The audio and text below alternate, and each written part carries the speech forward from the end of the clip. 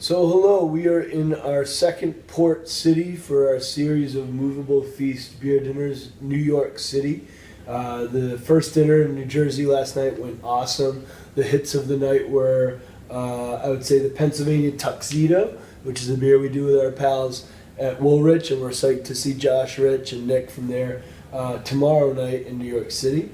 Another hit was our Rosabi, which is the beer we do with Juliana Barwick. Amazing artist. She also released a 10-inch EP that came with the first 1,000 cases of the beer that we did, with songs made with sounds from our brewery. So be on the lookout for those at retailers. And tomorrow night at Brewery, Italy, here in New York City, Juliana is going to be playing that EP in its entirety while we're serving the Rosabi at the dinner.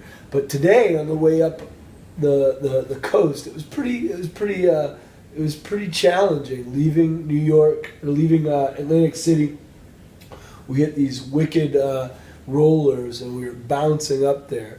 And as we were doing that, my son Sammy was DJing the music, and we got to listen to the Lou Reed album, and the song "Perfect Day" came on.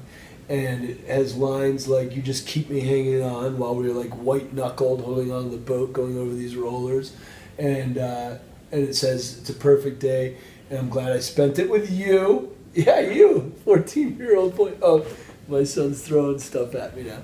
But it was pretty great. And then we came into New York Harbor, and we were both like looking at GPS and getting really confused by all the ferry boats. We were both looking for the Statue of Liberty and being like, "Oh my God, where is it? Is that it? Is that it?" We couldn't find it. And they were like, "Oh my God, that's it." It felt so good to find it.